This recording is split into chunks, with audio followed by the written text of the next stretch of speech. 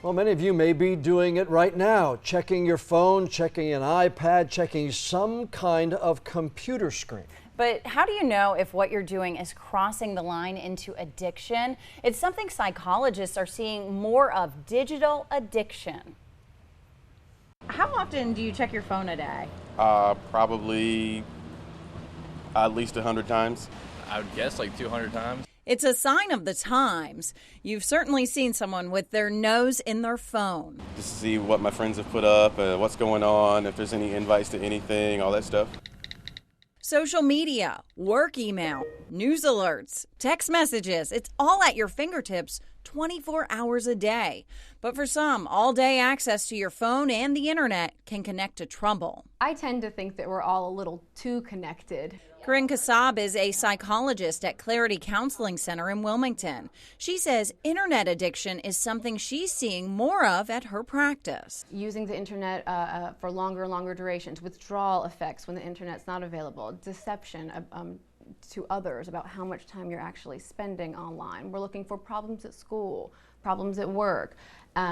It interfering with important relationships. Kassab says they see 4 different kinds of internet addicts: the gamers, those addicted to online gambling, pornography addicts, and what they call Facebook moms. These are the Facebook moms who forget to put their kids to bed or forget to pick their kids up from school.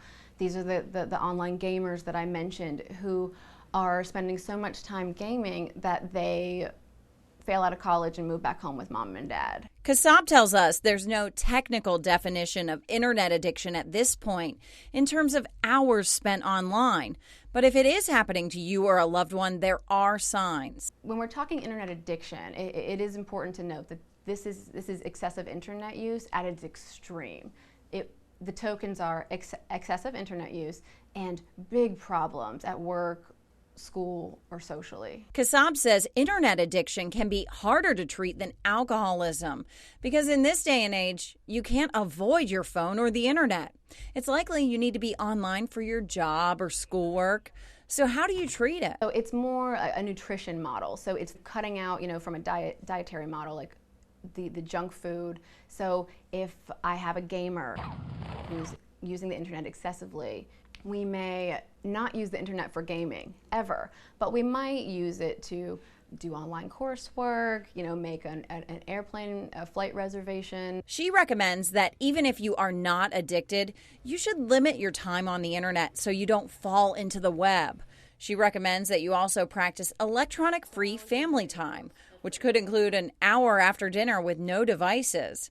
It's something Lily Nicole tries to do. It's so second nature. Everywhere you go with your phone, there's so many apps. My email's on my phone. My life is in my phone. So I have to tell myself to get away from it. I have to assign away time. I charge my phone on the other side of my bedroom just so I'm not tempted to play with it while I'm in bed. Nicole works at a shop in downtown Wilmington where she sees people who are constantly checking their phones and paying no attention to what's around them. I don't want to be that person that, I would say older generations, like my grandparents and stuff, they always talk crap. They're like, all you kids and your dang devices. I don't want to be that kid. I don't want to lose sight of the world by trying to stay in touch with the world.